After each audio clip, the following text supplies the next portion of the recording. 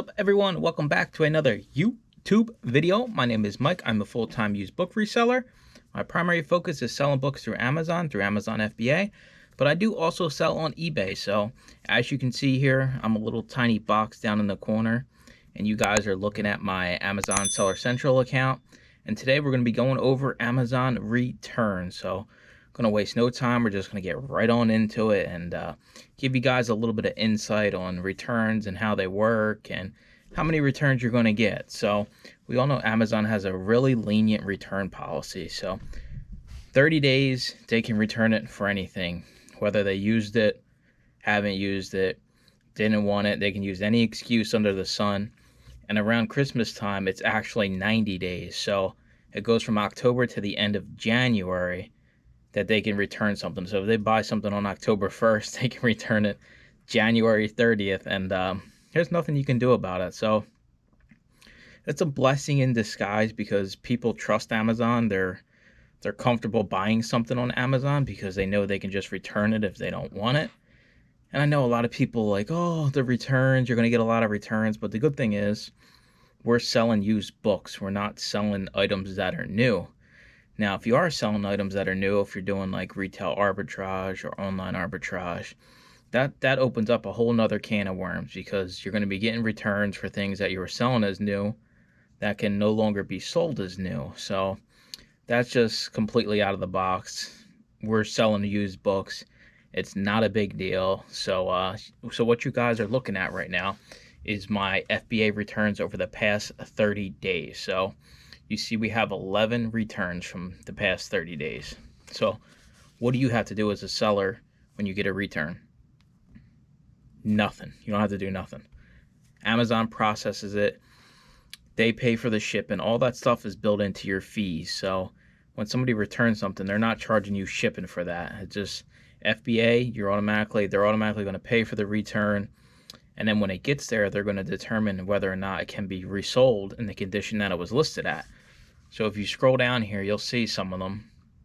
It gives you the reasons. The reasons, like I said, it doesn't matter. I mean, people just return stuff to return stuff. And with books, 30 days, some people read a book and return it. 90 days, you better believe people are going to read your books and return them. It just comes with the nature of having a business where you're selling stuff online and returns are free.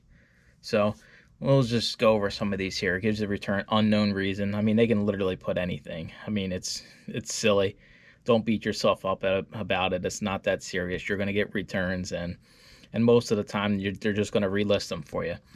You'll see here your return status, completed, return to inventory, disposition, sellable. So when they get returned, they have somebody at the warehouse that looks at it and says, hey, this was in used good condition. Is it still in used good condition? If it is, we can just relist it for the person that is selling it. So you'll see here we got a bunch of them that were returned to inventory, and then you see here we have one, customer damage. Okay, this happens from time to time.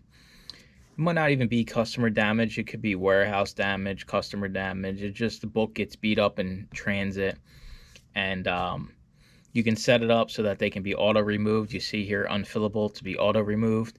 So they automatically dispose of it in your inventory. You don't want to have those sent back to you.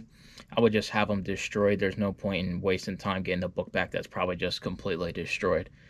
But you see, for the most part, they're all sellable. So they're returned, but they're put right back in inventory, and they're going to be sold again. So we have 11 returns. So this is the last 30 days. I'm going to take you to the order. So we have 11 returns. How many orders do you think in the last 30 days? It's I'm curious to see what some of you think, if the return percentage is high or not. So let's pop on over to the orders tab.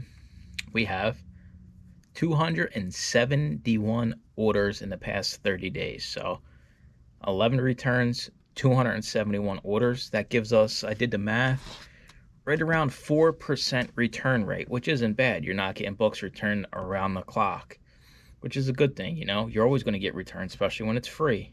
I mean, people take advantage of all kinds of systems, and it's just the way it is. And when I first started selling on Amazon, and when I would get returns, I would be like, why are people returning this? And then I did a little bit of research, and then a while ago there was like a whole like kind of like a movement where people were literally buying books to read them and then returning them. So that those people exist. It's not a big deal.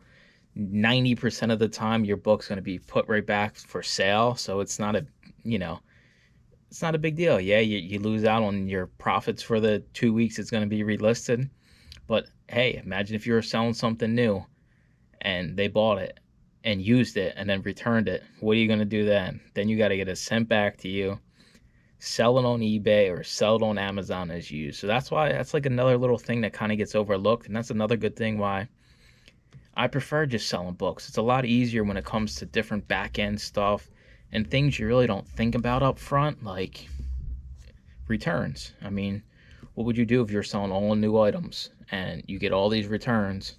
You need to pay to have them shipped back to you.